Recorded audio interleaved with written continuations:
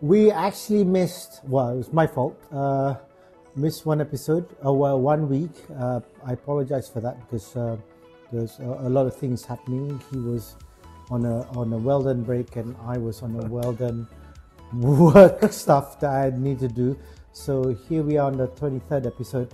Actually, we're not going to be like, going the back and forth, ask the questions and all that, because there's one issue that I actually, it's been on my mind. It was brought up the past week, although whenever this comes out, which is like this weekend, about the issue of basically what the two things. One was the Minister of Youth, Sports and Tourism, Datuk Sri Karim Hamzah, who said that now that anyone who wants to come in, whether they're to shoot or not, they need to have a permit. And non-Sarawakians. Yeah, non-Sarawakians. And also, I remember just reading up on this, where don't abuse social visit passes on a Malaysia scale, and that's basically very similar kind of theme as well. Yeah, they need a work permit to work in Sarawak, basically. Well, not just Sarawak. The social visit pass was Malaysia. So it's so funny because we're one country with two systems, and never really discussed it before because it's a very sensitive issue. But let's look at it from I would say from a surface level, because we don't know the intricacies of government in terms of in terms of the laws and stuff. But we do know that we've had cases in the past where things of similar issues have happened in the past, where West Malaysians. Let's talk about that first, because where West Malaysians have taken advantage of our the lack of. I don't think it's the lack of governance, but it's the lack of and that also falls on us. I'm part of FINAS. The lack of what's the word? There's a word for it. It's like of not administration, but somebody to be able to make sure that people are actually there and have the right permit and all that. Anyway, I'll remember it later in the conversation after this. And it's really annoying because I don't know, where do you stand on this? Where do I stand on it? Yeah, I mean, having been someone here who you've brought West Malaysian crews over here to no, I haven't. Stuff. Oh yeah, okay, no? I have. Yeah, right. Yeah, so in the past, yeah. So do you feel this is just like more of the same, or just unnecessary red tape, or? I think, and now I'm on the advocate where if you are to bring crews over for bigger productions, especially, there must be a transfer of knowledge. What's happening now is, I think, it's the smaller productions like commercials and corporate stuff that comes in. I'm not going to mention names or the companies because they'll get in trouble. That have come in and yes, they've used some of our crews, and yeah, they have jobs, but at the same time they don't pay them what they're worth, and that they've come in and basically taken advantage of the fact that they are coming in small crew and no one. There's a word again I've forgotten. No one monitors them in terms of whether they've gotten the right permits to come in to shoot. Because if you're coming in to do a production, whoever is coming in with you must have a work permit. Whether you're shooting, whether you're a producer and all that, that is what is required from us, from FINAS Sarawak or FINAS ecosystem. We must know that you've come in, you must have as the what is it, SPPK, whatever it is, the license to shoot, which is what they get but they forget that the crew that comes in also needs a work permit. You can't just go, unless you are the producer and then you hire everyone locally, then that's different. I mean, you're the producer. So what are your West Malaysian friends? How do they see it? I mean, having to apply for a work permit to work in Sarawak. Well, they always say that it's unfair because when we go over to Semenanjung, we don't need to have a work permit. But with Sarawak, it's very unique because we are. I don't know how to explain it because of the agreement that we've had. But do you agree with it?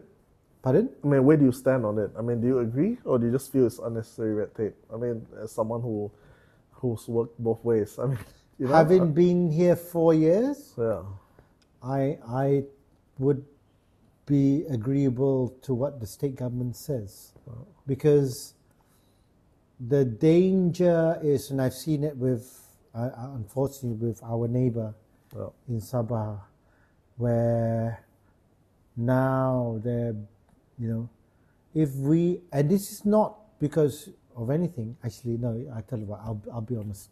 I don't want our people to just be second-class citizens in terms of our, in my industry, because if West Malaysians come over, they'll take over all the jobs.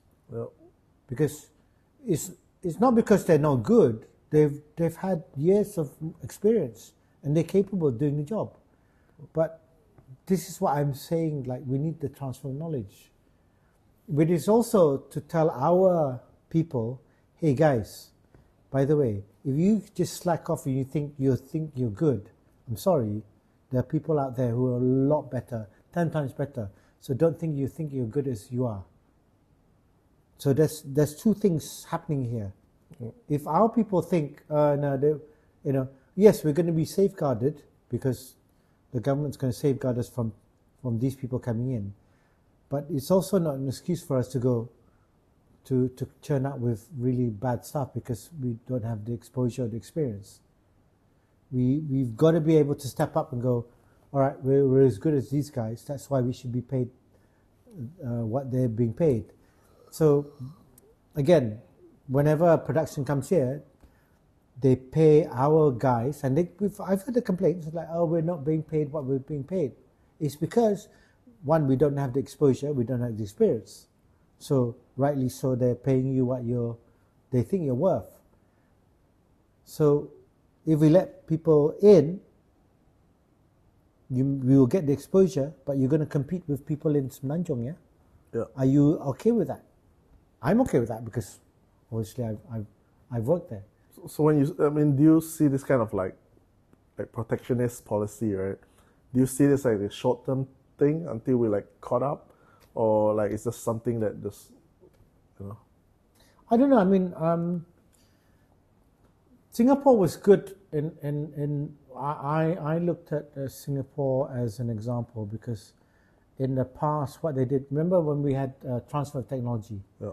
So in the past, I think the 80s and the 90s, Singapore turned a blind eye on technology because they knew that the one way for them to move forward was to let technology come in, but stuff like, for example, like DVDs and all that was illegal. They let stuff in because they knew that it wasn't just about the porn and all the stuff, but DVDs also had softwares that was so expensive at the time, and we know in Malaysia that we can get it anywhere. Yeah. But Singapore being Singapore, if you get caught with illegal DVD or anything software, you go to jail. Yeah. But I think they were purposely lax in that because they wanted to educate their citizens. So if you allow them to have those illegal softwares, their people would. Was that a thing that you saw? Yeah, it was. Right? It was. Yeah, It was something that we discussed about it, and we were like, how come they were doing it? And it was purposely done. I mean, when you were working there? No, before I was working there, when I was still studying and stuff, and before I did business and economics, I was actually doing IT. I wanted to do also I still love IT. So you thought it was it was like turning a blind eye. Yeah, the government, part? or else they would have just cut everything down. Because you know how the Singapore government is in terms of all these things. I mean, you can't even spit there or chew gum, for goodness sakes. But I think it was a it's a very practical. Because after that you could see that Singapore became a lot more not savvy. I mean, IT.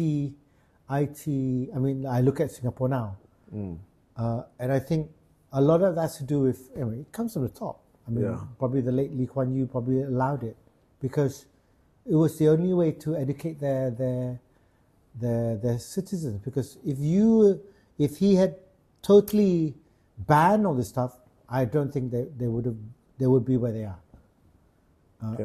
This is logic.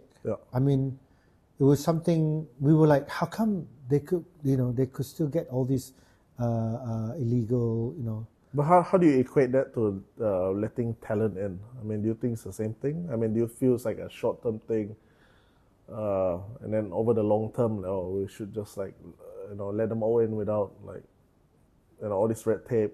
It depends how fast they get approved, I suppose. But so basically, what's happening now is we need a lot of skilled workforce. So the reason why we need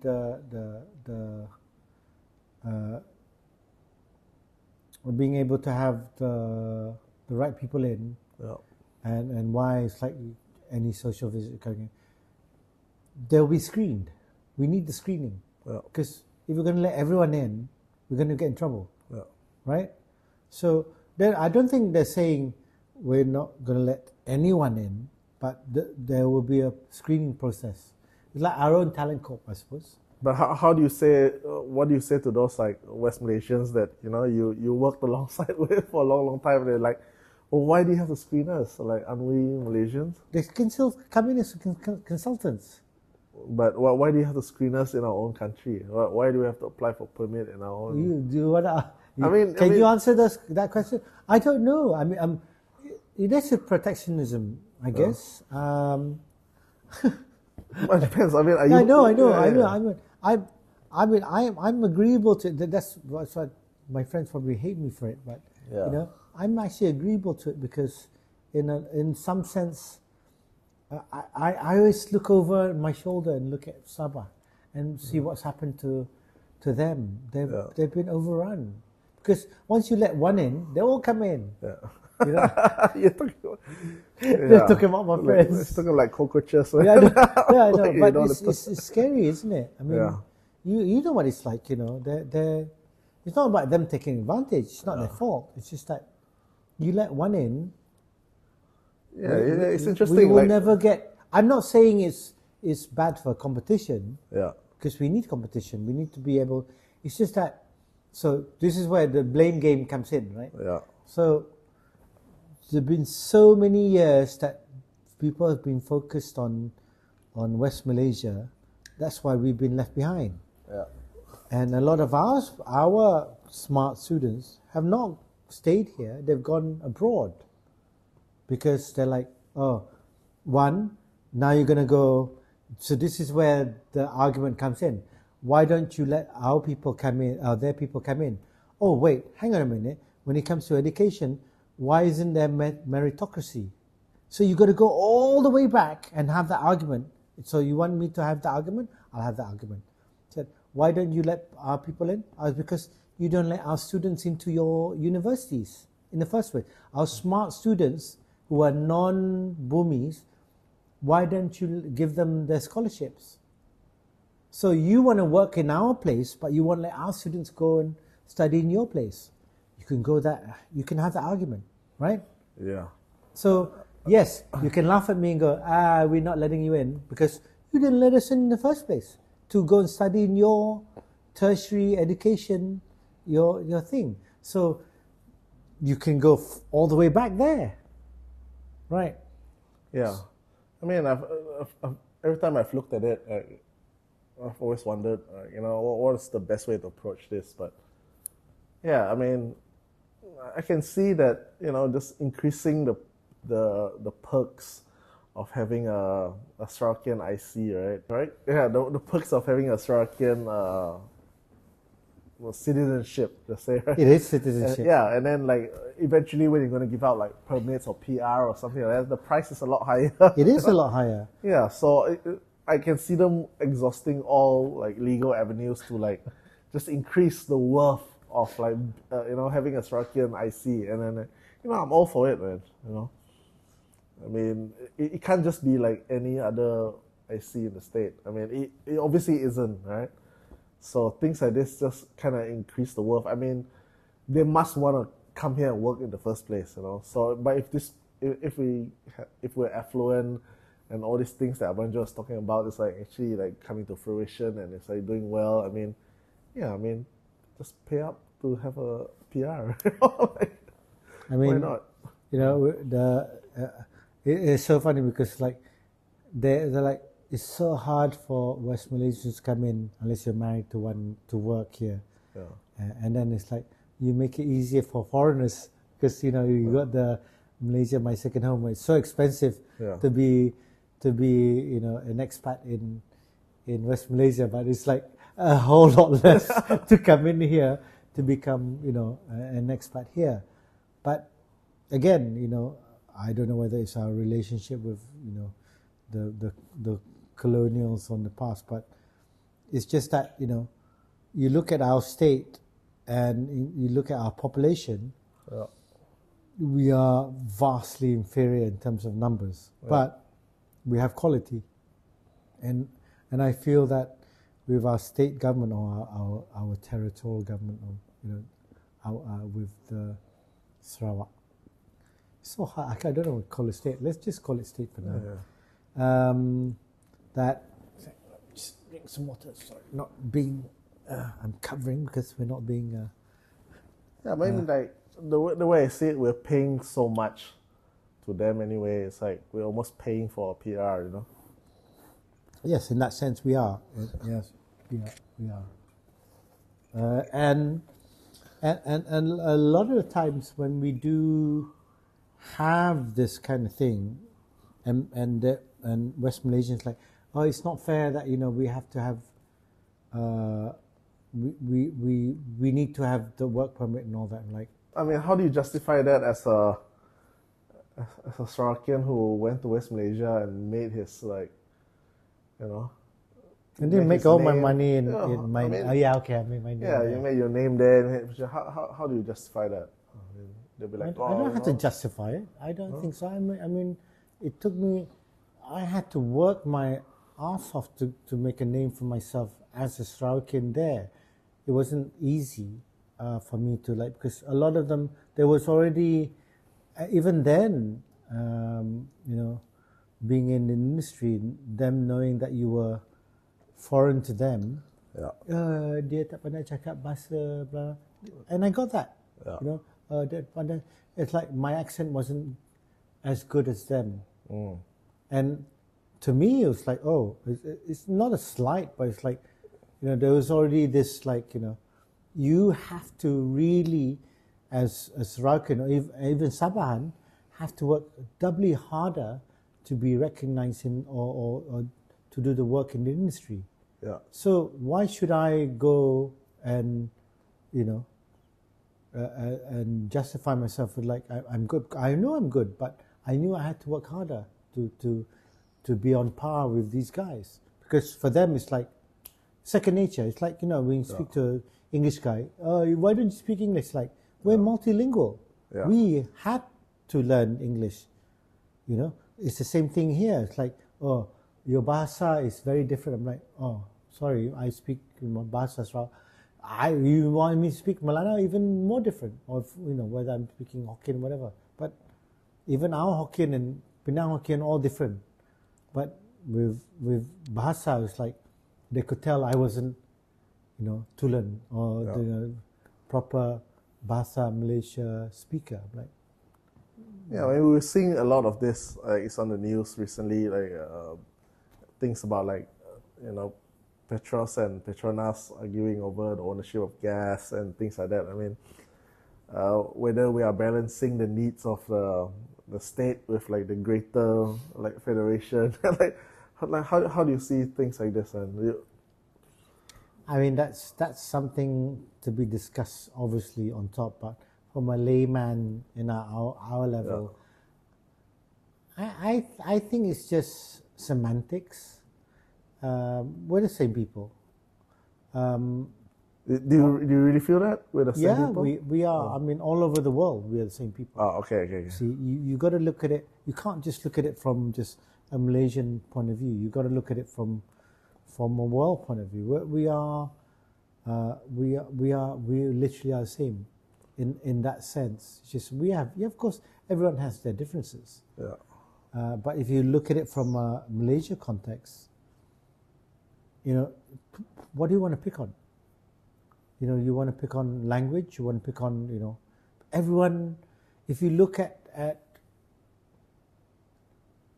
maybe the middle class and the B40s or whatever, everyone is struggling. Everyone, but the narrative that's being spewed out right now is to separate people.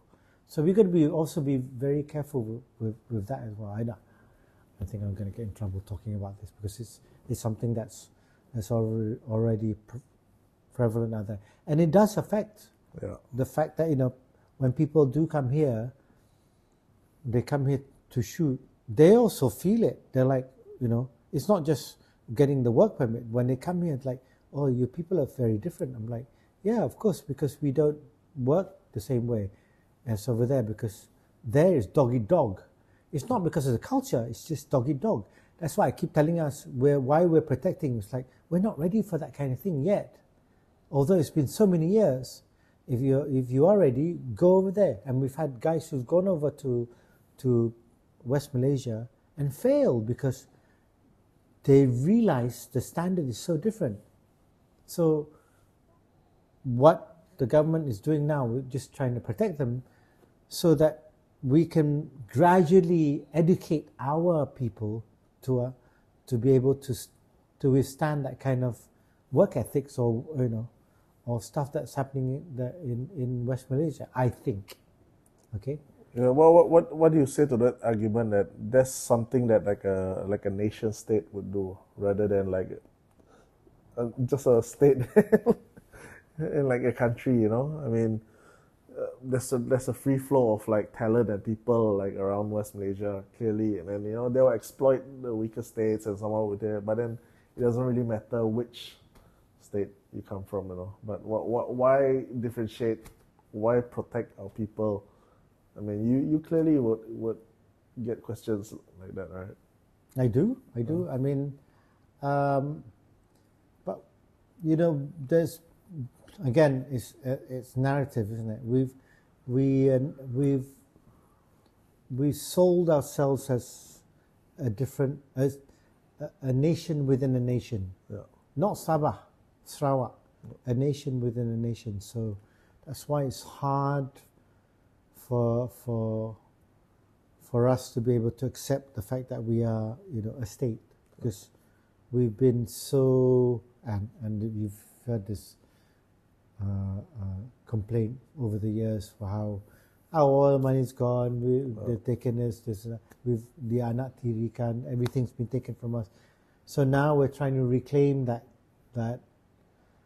sovereignty, I guess, of being this might be autonomous within the country. This might be a big question. Do you feel that? What are you asking me? What? I don't know. Just your view as someone who has lived like on both sides of the South China Sea, right? So okay. Yeah, so have I. But just a short bit. Oh, suddenly a little bit. I mean, it's very clear where my loyalties lie. Well, where do you think my loyalties lie? Yeah, sure, but maybe your insight. Okay. I mean, fuck, you made me forget what I was gonna ask. I know. I'm so good at that, distracting people. So no, you're saying, from my point of view. What is it do you think what West Malaysians want? I mean, obviously it's not monolithic. Like there's a at least half of them, right? And then what Sarakian wants are quite incompatible. Ooh. I mean, there seems to be a little clash there. It's like, like how they view the kind of Malaysia they want. I mean, I think this goes across the board, like in terms of races and Well, actually, even the Chinese in West Malaysia have a different thinking to our Chinese here. Yeah. I don't know how Chinese here, our people here. Again, I think the rhetoric in West Malaysia is quite toxic. Yeah. In terms of how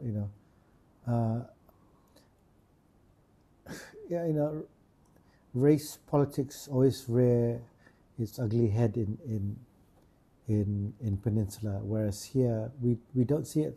I've explained this in the past, where we look ourselves as families rather than different races, and that's always been the case, and there's always been our strength in terms of how Sarawak is seen.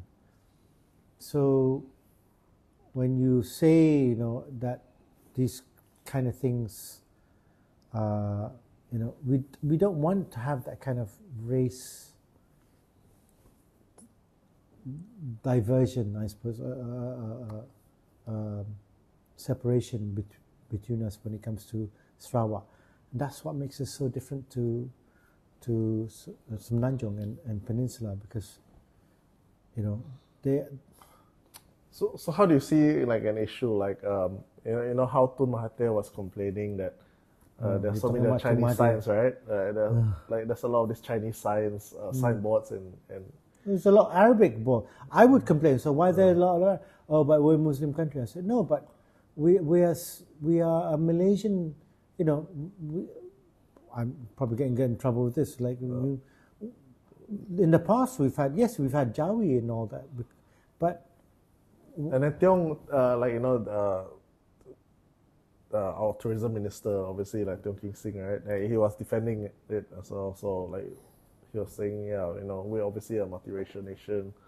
Like, how do you see things like that? I mean, do you feel there's,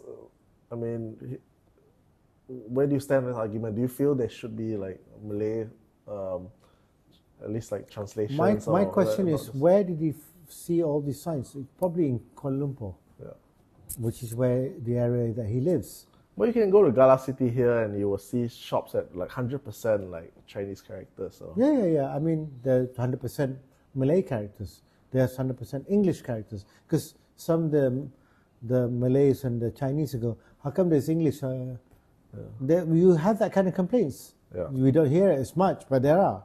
It's like, oh, what are we going to do? Like, let everyone win, is it? Yeah. I mean, if you're going to go fully, then you just have bahasa lah. But do you remember in Sarawak, even our parliament can speak English. Yeah. So, come on lah. It's funny though. I mean, I'm kind of on the side that like, if you're going to have Chinese characters everywhere, like, at least put like a translation to it. No, I understand that. I mean, and so I'm going to get a lot of hate for that from like Chinese, maybe. No, but in Malaysia, we're not in China. Yeah, exactly. You have every right to say that. And yes, he sees a lot of Chinese characters, but I think his eyes also need to see probably there's translation there too. Especially because you're telling me that DBKL don't do their job? Apparently they would. That's bollocks, because DBKL have already stressed this out. So there was this clampdown like recently, which Tiong King Sing spoke out about. He said like, oh, we shouldn't do this because like tourists now are asking like, is Malaysia a racist country? But people are saying like, he's missing the point. He's missing the point. I mean, I'm not saying I don't, but he's missing the point. He has to look at it as Malaysia as a whole. We still have our national language. Yeah. I'm not belittling the Chinese language or anything, but there should be something. I always say like this when because it's been said to me when I was in the UK, and they're like, hey, you're in my country. So whenever the people come and say, hey, bro, you're in my country now, huh? It's the same thing. Yeah. I mean, it sounds very racist, but Yeah, I mean, the way I look when at in it, Rome.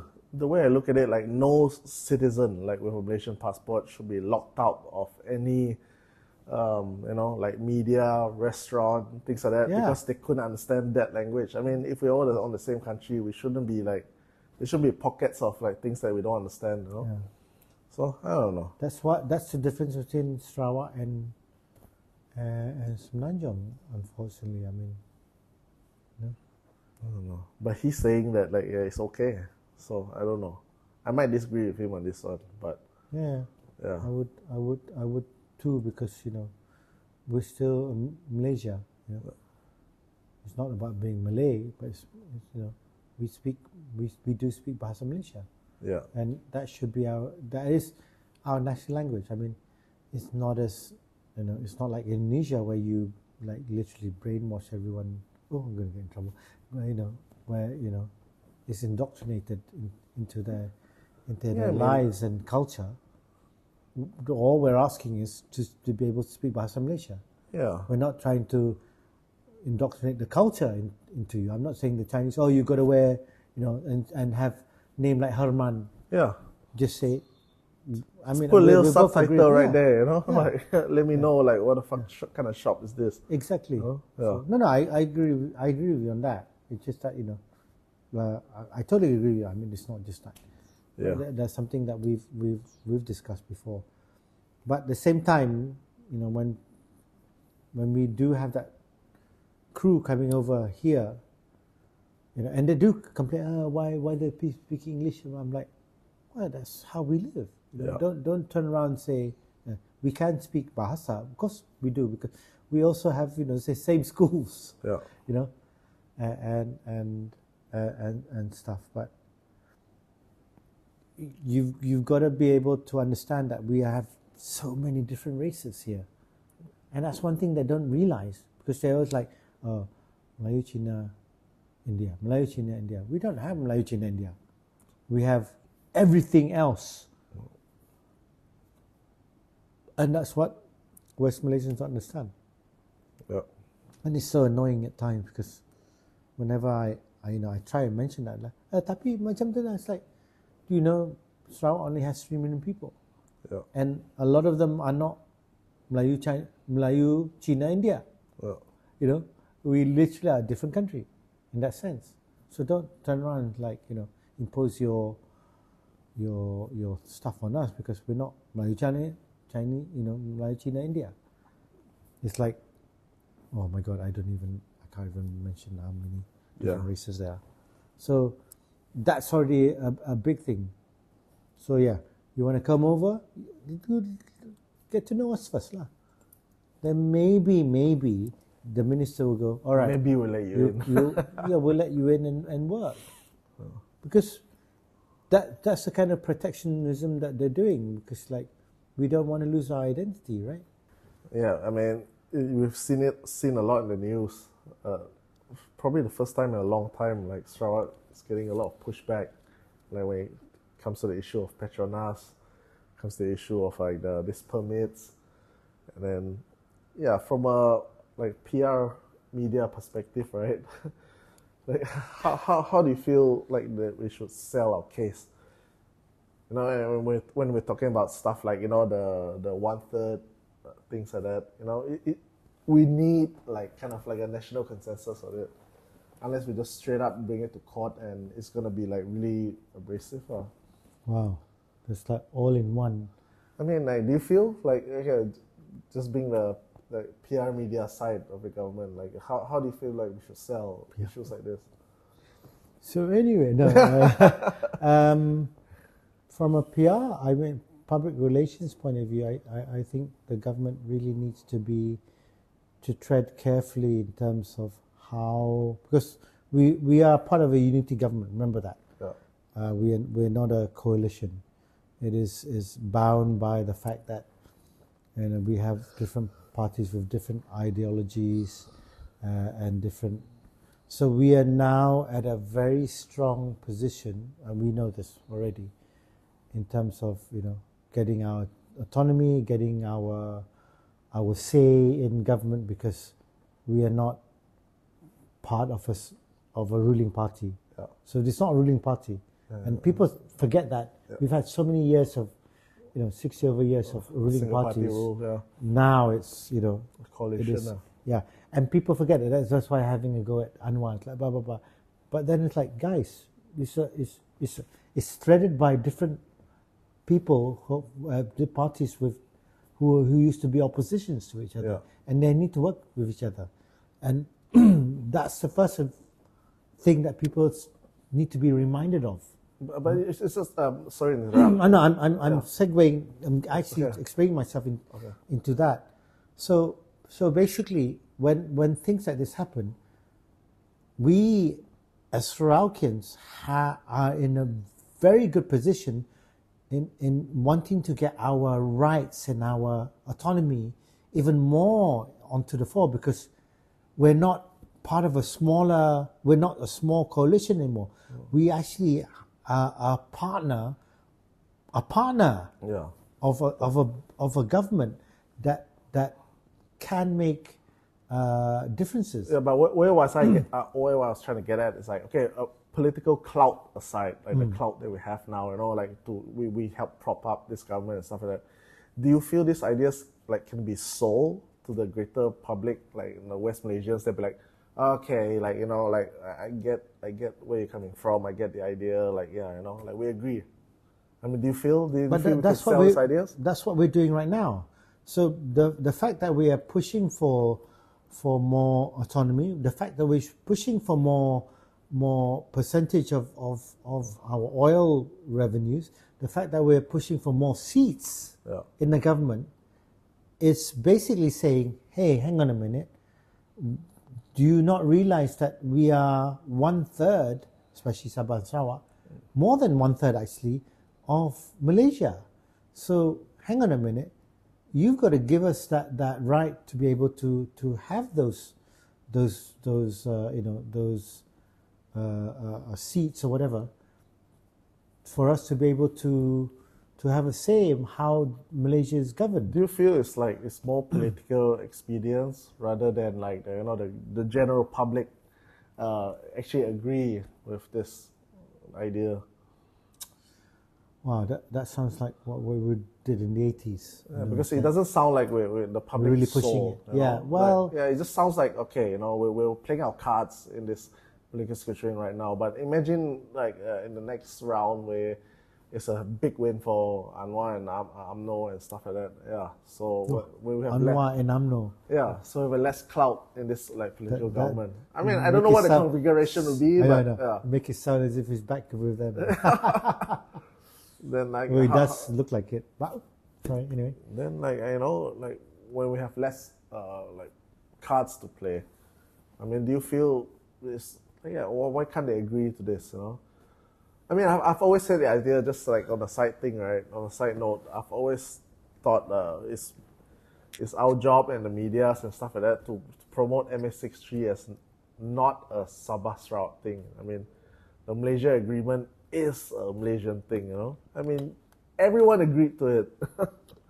Like we almost caught in this trap where MH63 is a Malaysian or a Sabah Sarawakian thing. Like, oh, this is our agreement. Like, do this. I mean, you guys wrote it up as well. Like, you guys agreed to it. So MH63 and the British. Yeah. So anyone who's against MH63 are actually the real traitors, Like a true patriot will be for MH63. So against MH63 are the real separatists, even in Malaysia. I mean, I feel that's just something we should just drill into the collective psyche. But Well, it's interesting that you look at it that way, where the ones who are pushing it, looking at it from just an East Malaysian point of view, right? But you've got to, I mean, I'm not qualified to really, because I've never spent the time to read the whole thing. And not because I don't want to, but I want to be able to really sit down when I have time to comment about it. I don't have any comments about it because I don't know what the contents are. Because I'm only hearing what the people are saying, and that's not fair for me to comment in terms of, but you have pointed out a really interesting point of view, because it's not just, you're saying it's not just from Sarawak Sabah point of view, it's actually from a Malaysia point of view, because everyone wrote it. And it was all agreed by, written and discussed amongst everyone in Malaysia, Malaya and Sabah, Sarawak and Singapore, and obviously the British. Yeah, so people defending an MH63 are in a sense the true patriots, the true Malaysians, if you want to call it. Anyway, yeah. No, it's interesting. I never looked at it that way. That's why I'm like, oh, okay, that's a good point, because I've never looked at it that in the sense that it's a collaborative effort from everyone, rather than just what was written between the British and the Saraukins and Sabahans. Yeah. We tend to forget that. Yeah. And I think that's the role of media, TVS, things like that. You really have to mention that on my show again. I mean, come on, man. What's the use of like a national station if you're not gonna like? I don't know. Yeah. We're not gonna just like push our soft power out there, I don't know. Oh God, waste my time. I might cut that one out. Yeah, okay. No, just joking. It's like, probably will cut it out. No, not joking. But yeah, it is a question that needs to be obviously answered by government itself, and whether it's our state government or by the federal government. Something needs to give way soon, because if we keep going on where we are and nothing gets solved, or we're getting grants here and there, or funding, but I think it's really important we have our own identity as one, as a state, and two, as a nation, I guess. And we can't be, are you going to be Malaysians, or are you going to be Saraukan Malaysians? Because that's what's happening. Well, we can be both. Can we be both? Yeah, we can. Yeah. We can be both. I'm just saying that I'm looking at it, if you ask me, from a West Malaysian point of view. They're Malaysians, or they're Saraukan Malaysians? Because that's what they're asking.